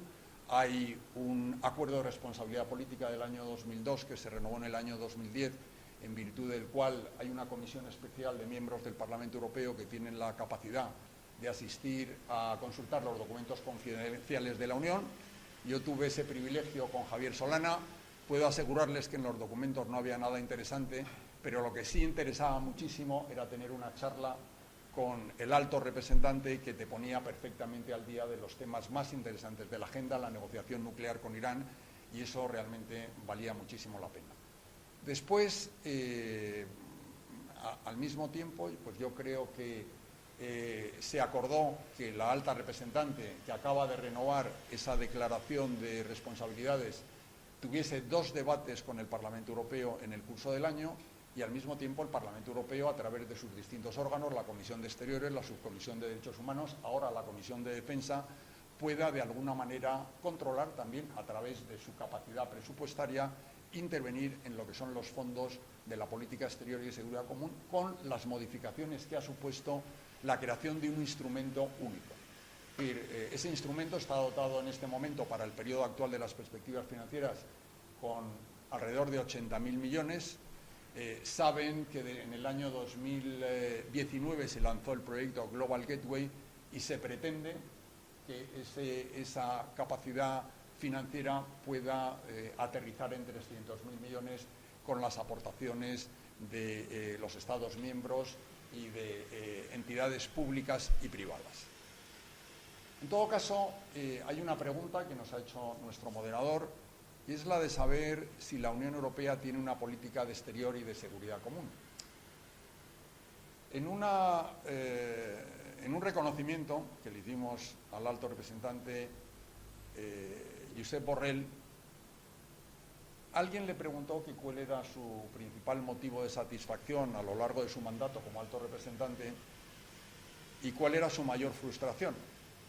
Y él nos dijo que su mayor satisfacción había sido la unidad de la Unión Europea en la adopción de las sanciones contra Rusia y que su mayor frustración había sido el hecho de que había propuesto, basado en la cláusula democrática, cuyos orígenes les comentaba, que se suspendiera el acuerdo de asociación con Israel, y nos contaba que amargamente solamente hubo 2 Estados miembros que se manifestaron a favor. He olvidado decirles también que el Parlamento Europeo ha jugado y ha tenido un papel muy activo y propositivo en las relaciones con América Latina. Yo creo que Alberto lo ha mencionado en su intervención. Él hablaba de la inclusión de República Dominicana en la Convención ACP, en la Convención de Lomé. Fue una medida muy inteligente, allí estaban todos los recursos financieros, ahí estaban las facilidades comerciales, ahí estaba el diálogo político, y el tratado fundacional establecía la creación de una asamblea parlamentaria ACP.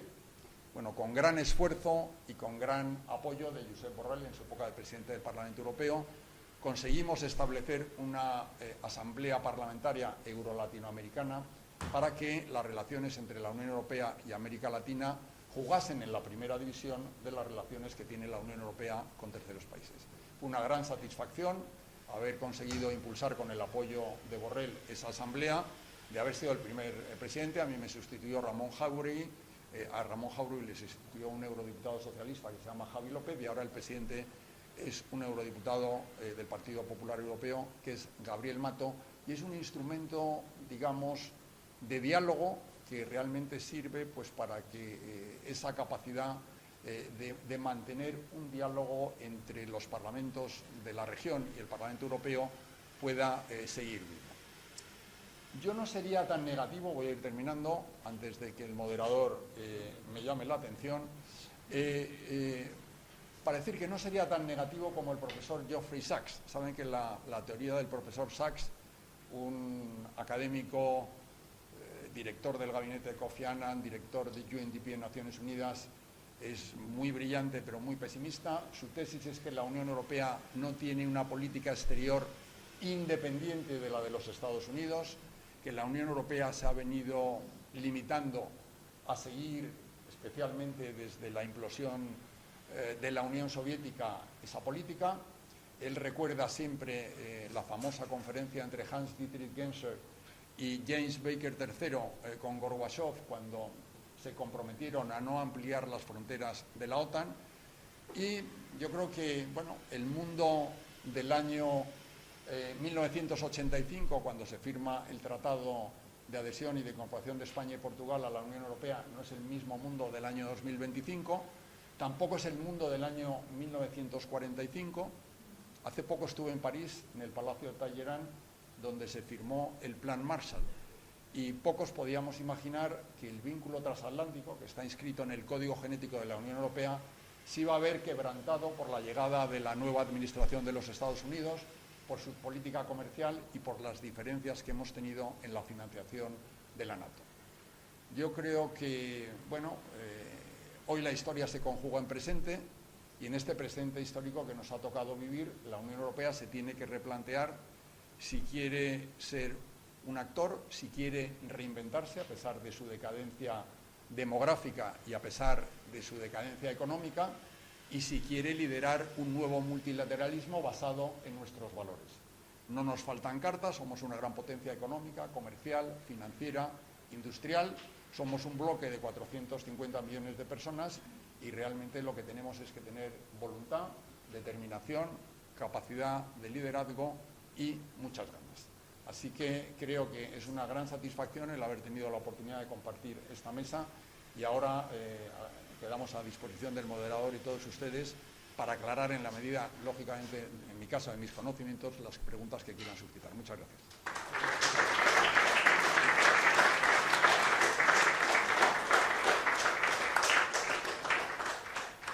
Bueno, muchas gracias a los 4 ponentes que hemos tenido, que es una han sido realmente unas aportaciones de primer orden, largamente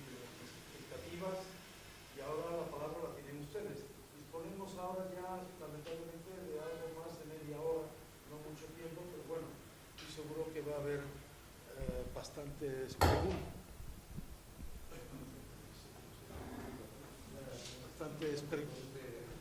preguntas, pero no veo ninguna mano. Mariola, me parece muy bien, rompe el hielo y seguro que luego habrá otros. Adelante, profesora Urrea. Gracias. Bueno, quiero comenzar felicitarnos a todos los que habéis intervenido. Verdaderamente magníficas vuestras intervenciones, llenas de elementos para el debate. Tendría muchas preguntas. Trata de concentrarlo en no más de 2 o máximo 3. Solo voy a hacer una. Una, mejor. Una que pretende incomodar, porque creo que los cursos de verano están para eso. Incomodar, y me voy a explicar muy brevemente por qué. En todas vuestras intervenciones ha estado latente o bien la experiencia personal o bien la reivindicación, decía Mercedes, la profesora Enea, de los recursos personales para marcar impronta en la relación de la política exterior. Y ejemplos ya han sido citados, los habéis citado vosotros, además han sido actores protagonistas. Entonces, yo tengo una pregunta para incomodar porque quiero conocer vuestra reflexión acerca de si la carrera diplomática que tenemos en España, entendiendo por carrera diplomática todas y cada una de las fases, desde el reclutamiento, con el modelo de oposición que tenemos en la Constitución, hasta la carrera tal y como está diseñada, responde a las necesidades que tenemos como país y sobre todo como un país miembro de la Unión Europea cuyos diplomáticos también se pueden integrar en el servicio de acción exterior con un tipo de cultura diplomática, un tipo de formación, un tipo de arquetipo de diplomático más o menos competente, más o menos adecuado, más o menos, optimizado para hacer de esa política exterior de la Unión Europea también una política óptima en el mundo actual. Pues mi pregunta tiene que ver con esto. Fijando la atención en el papel tan importante de las personas, los retos de la política exterior de España y los de la Unión Europea, el arquetipo de nuestro diplomático, entendiendo como el alto funcionario que frena las veleidades del actor político, es el óptimo. ¿Qué margen de mejora hay? ¿Por dónde iría la propuesta de mejora? Y si la pregunta era para incomodar, espero que la respuesta no sea muy convencional.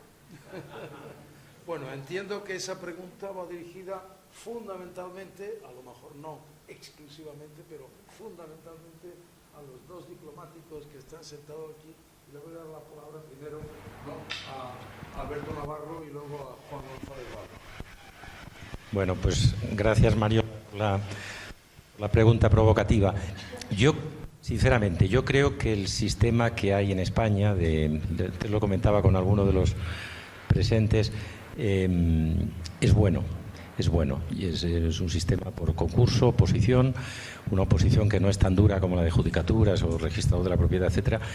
Y hay que saber que en el temario cada vez hay más un componente relativo a la Unión Europea, a temas de la Unión Europea. Hay que saber también que cada vez más diplomáticos, yo puedo ser un ejemplo, hemos pasado una buena parte de nuestra europeas. Yo he estado en el Consejo con Javier Solana, en la Comisión con ECO, en Brasil, en República Dominicana, en Cuba, que lamento no haber hecho referencia a Cuba, pero Cuba, en el Consejo Europeo de 1995, con Felipe González, hay un mandato para negociar un acuerdo con Cuba. Es el único país que no tenía un acuerdo de cooperación no preferencial con la Unión Europea.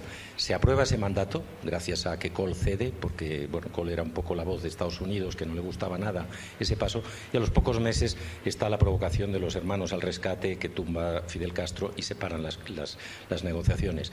Y todavía hoy seguimos sin el acuerdo de cooperación Unión Europea-Cuba, que han firmado los 27 Estados miembros, pero que hay uno que no ratifica, que es Lituania, porque Colin Powell, cuando era secretario de Estado, mandó una carta al presidente del país. No se cortan en estos Estados Unidos, no lo manda su colega, el ministro de Exteriores, no, al presidente, diciéndole "we urge you not to ratify", y Lituania sigue mirando más a lo que le viene de Washington que de Bruselas. No tiene embajada en La Habana, donde hay 17 Estados miembros con embajador residente, y seguimos Cuba. Pero bueno, dicho eso, vuelvo al tema que tú planteas bien. Sin duda es mejorable, pero yo creo que esta transferencia, esta especie de inseminación entre la Unión Europea, las instituciones europeas y los diplomáticos españoles, hay que seguirla alimentando.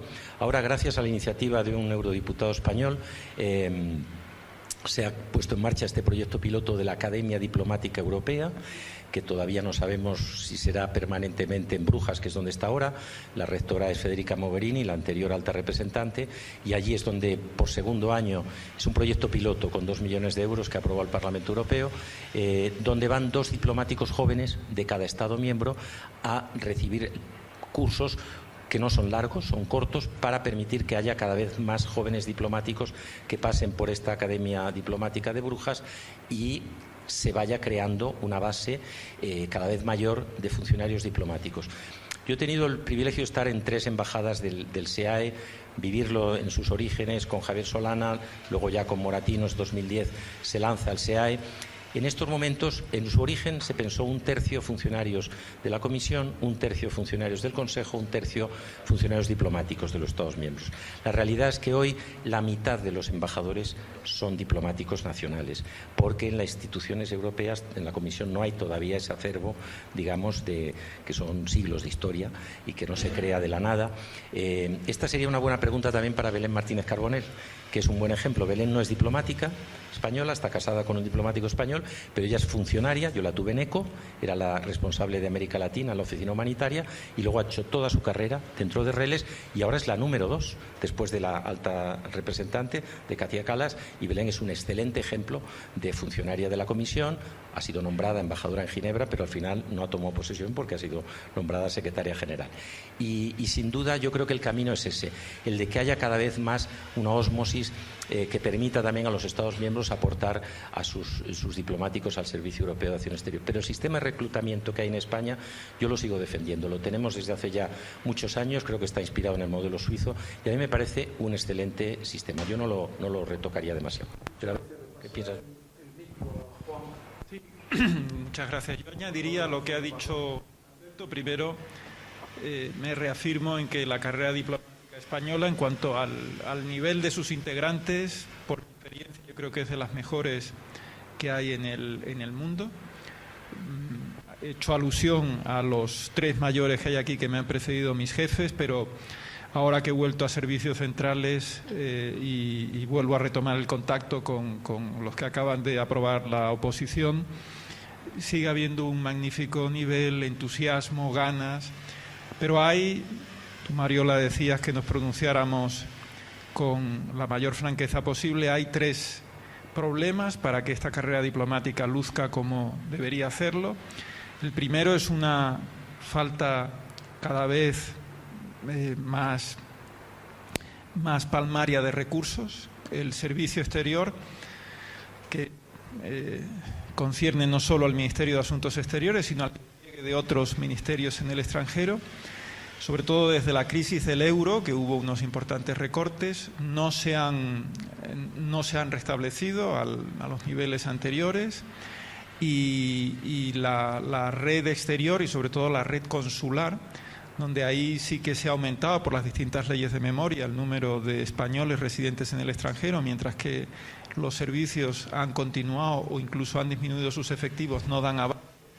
Ahí hay un serio problema que no sería muy difícil de resolver, porque el Ministerio de Asuntos Exteriores no es un ministerio de gran presupuesto al lado de otros ministerios de la Administración, pero sí que tenemos ese problema. El segundo es que quizá el grado de discrecionalidad en el nombramiento de embajadores es excesivo en comparación con otras carreras diplomáticas y en comparación con el Servicio Europeo de Acción Exterior.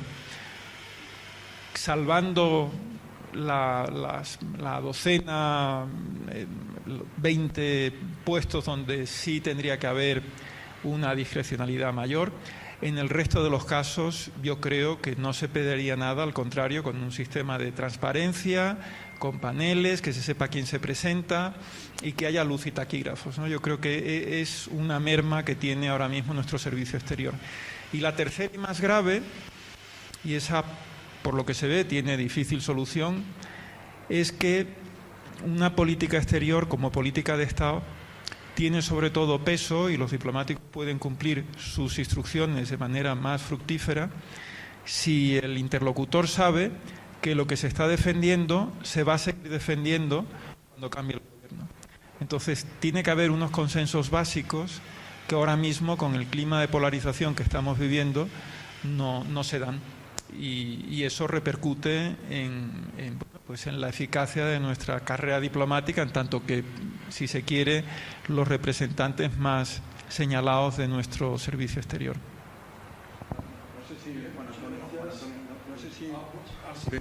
Yo no voy a permitirme opinar sobre este tema, aunque he sido 25 años profesor en la Escuela Diplomática, pero sí quisiera comentar una cosa que le va a divertir a Alberto. Y es que en el año 1995, siendo yo un joven diputado, fui a La Habana y tuve un desencuentro muy desagradable con el presidente del Consejo de Ministros, que se llamaba Carlos Lage, que me trató muy mal solamente por ser diputado del Partido Popular. Entonces, como yo era muy joven e impetuoso, me puse muy torero y le dije: oiga, mire, con el mismo respeto y la misma corrección con la que yo le trato a usted, me trata usted a mí. Y muy torero me levanté y me fui. Y cuando estaba saliendo por la puerta, se abrió una puerta y entró Fidel Castro. Yo casi me desmayo y me dice: Salafranca, no te vayas. Bueno. Y entonces tuvimos una conversación buenísima. Era el año 95, el Partido Popular estaba en la oposición, y me dijo: dile a Aznar que no vaya tanto por Miami y que venga por aquí. Digo: mire, yo le transmito el mensaje, pero no estoy seguro de que me vaya a hacer mucho caso. Pero usted, presidente, fruto de la inmadurez y de cuando uno es joven e impulsivo, le dije: pero tiene usted que mover ficha, por lo que ha contado Alberto. Es decir, la presidencia le dio un mandato a la comisión para que subsanase la anomalía de que Cuba fuera el único país de América Latina que no estaba vinculado con ningún acuerdo. Digo: ha venido el comisario aquí, se ha peleado con usted y usted tiene que mover ficha, comandante. Dice: ¿cómo dices? Y digo: que tiene que mover ficha. Bueno, yo hago una nota a uno de los compañeros de los embajadores que estaba aquí, que era el secretario de Relaciones Exteriores de mi partido, y le pongo esto. Entonces, en el año 1996 gana el Partido Popular las elecciones, estoy en mi casa en Bruselas y veo horrorizado en la televisión cómo José María Aznar le dice a Fidel Castro en la cumbre de Viña del Mar que tiene que mover ficha. Entonces, los cubanos y los españoles nos parecemos mucho, porque lo que uno se puede decir en privado no te gusta nada que te lean la cartilla en público. Y se generó una crisis tremenda porque el gobierno de Fidel Castro, con una gran habilidad, le retiró el plácet al embajador designado, que era Koderk, porque había hecho unas declaraciones diciendo que las puertas de la embajada estarían abiertas para la disidencia, y el gobierno se vio atrapado en una situación imposible. No podía designar un nuevo embajador porque era tanto como reconocer que tenía razón, no podía mantener al embajador del gobierno anterior, y España estuvo penalizada con una embajada a nivel de encargado de negocios mucho tiempo. Así que me sentí responsable de este pequeño lío, en línea con lo que contaba Alberto. Si me dejáis un momento, tengo una repregunta. Hablando de los embajadores políticos, que entiendo que en ciertos puestos son necesarios, ¿no sería necesario también regularlo en una fórmula como el cuarto turno, ¿no? Es decir, que fueran personas con un currículum y que se pueda respaldar ese nombramiento no solamente en base a la confianza, sino también en cierta manera en base a una capacidad, competencia y experiencia previa?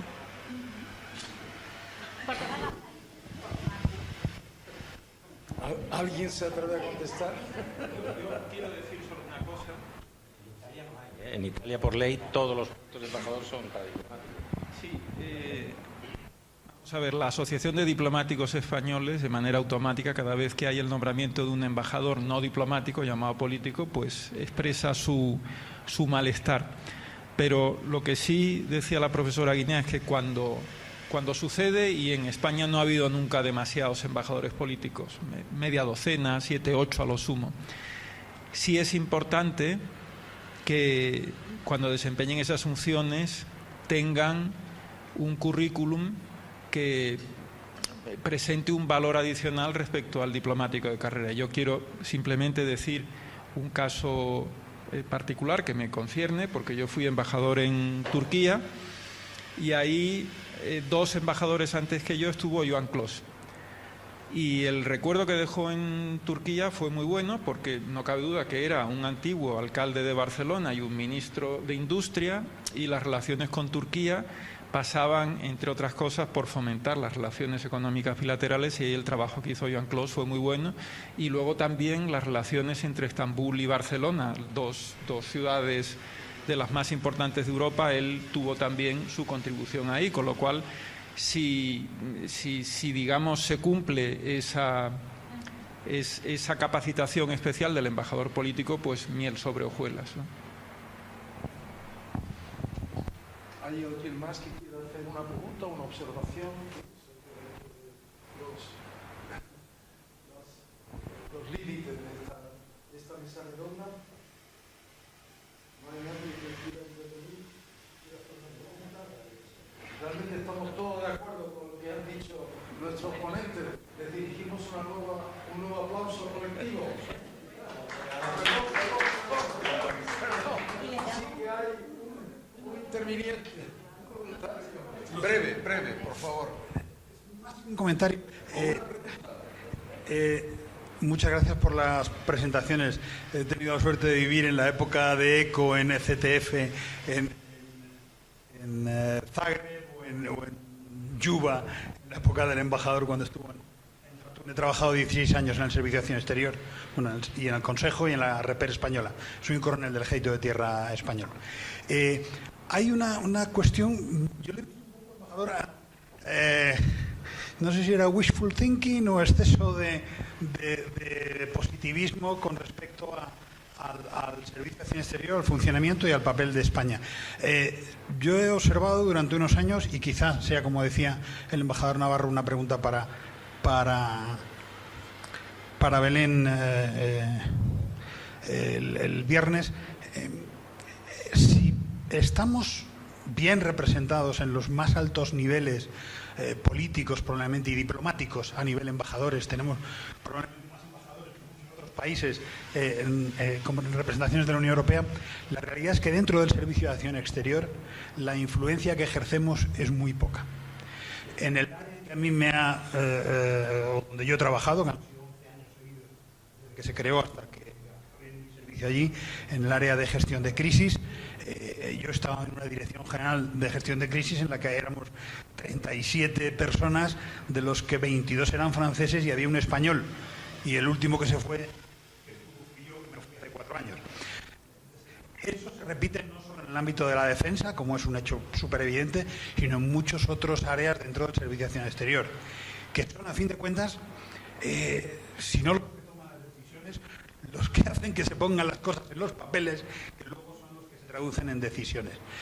Yo quería preguntarles su opinión al respecto, porque es una frustración después de muchos años trabajando allí, ver cómo Francia influye, cómo Reino Unido influye en su momento, cómo incluso Bélgica llega a influir, cómo Alemania, sin quererlo, influye, porque tiene una mayor presencia en los niveles medios intermedios. Creo que España no apuesta lo suficiente dentro de lo que es el Servicio de Acción Exterior por ocupar puestos más de trabajo, menos de disciplina. Era simplemente una reflexión. Muchas gracias. La gestión de crisis estuvo dirigida por un español, ¿no? Pedro Serrano de Haro. Pedro fue deputy secretario general, pero Bueno, y actualmente en el Servicio de Acción Exterior, bueno, he visto en el programa que viene una señora. No, esa es Belén. Belén es la secretaria general. Tú dices en niveles no Niveles tan altos. intermedios, Ya, entendido. jefe de división. Muy bien. En esos casos frecuentes, mi experiencia no de Unión Europea, sino de Naciones Unidas, esos intermedios son los más difíciles de cubrir, los más difíciles, pero no solamente por parte de las organizaciones, sino a veces también por parte de los cuerpos de origen, sea carrera diplomática o cuerpos militares, armas o lo que sea, o economistas del Estado. Eso a veces son de los más difíciles de cubrir. Pero bueno, seguro que alguno querrá intervenir. ¿Y quién? Tú. Tienes la doble, Esta es la doble experiencia. no, es una pregunta para Belén y es muy buena pregunta. Es verdad que a un cierto nivel, yo decía antes Solana, Borrell, pues es que más no se puede pedir, un alto representante. Borrell, jefe de gabinete Camilo Villarino, que ahora es el jefe de la Casa del Rey, el director político, que es el puesto más relevante, Enrique Mora, diplomático español, y además la propia Belén, de directora general. Es decir, a ese nivel estábamos sobre representados, porque es verdad que circulan esos camembert con todos los colorines de los países, pero sin duda a nivel inferior nos falta, lo estábamos comentando ahora aquí. España tenía una política más de saber los puestos clave, preparar a la gente, apoyar a esa gente. Se ha intentado, se ha hecho muchas cosas desde la REPER, de la Unidad de Funcionarios Internacionales que hay en Exteriores, que disemina la información sobre todas las vacantes, no solo en Unión Europea, sino en organismos de Naciones Unidas, etcétera, semanalmente con un mail, y basta simplemente escribir a ufi@maec.es y uno recibe esa información semanalmente. La acaban de mandar hoy, por ejemplo, de esta semana. Pero sí nos falta, eso lo hace muy bien Francia, pero claro, Francia es país, no solo país, una gran batalla entre dos dinosaurios que son Alemania y Francia. A mí siempre me ha sorprendido que gane Francia. Uno dice, ¿cómo es posible? Porque, bueno, pues es posible. Yo he visto a Mitterrand convocando a Kohl a París, moviendo tropas francesas que todavía hay en Alemania y diciéndole que es que había un problema muy gordo y es que el marco se estaba revaluando, ¿no? Cuando lo que estaba era cayendo el franco francés, y Kohl vuelve a Berlín y mantiene el franco francés y no se devalúa. Que cuando saltó la libra varias veces, la peseta se devaluó también, etc. Bueno, y Francia con Delors, bueno, los que han vivido esa época de dinosaurios recordarán muy bien que en cada dirección general tenía los puestos claves de recursos humanos, en ayuda alimentaria donde hay fondos, allí está el francés. Eso tenemos que conseguirlo los españoles porque no somos menos que nadie, ¿no? Y sí, es una asignatura sin duda pendiente y que es mejorable. Ha habido buenas cosas. España, por ejemplo, permite que los funcionarios vayan destinados a la Unión Europea y no pierdan antigüedad, trienios, etcétera, que será su caso.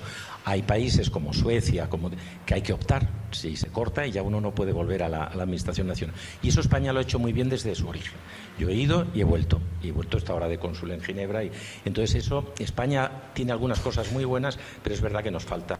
Pero a ver qué dicen mis compañeros, porque es una cosa de percepción también.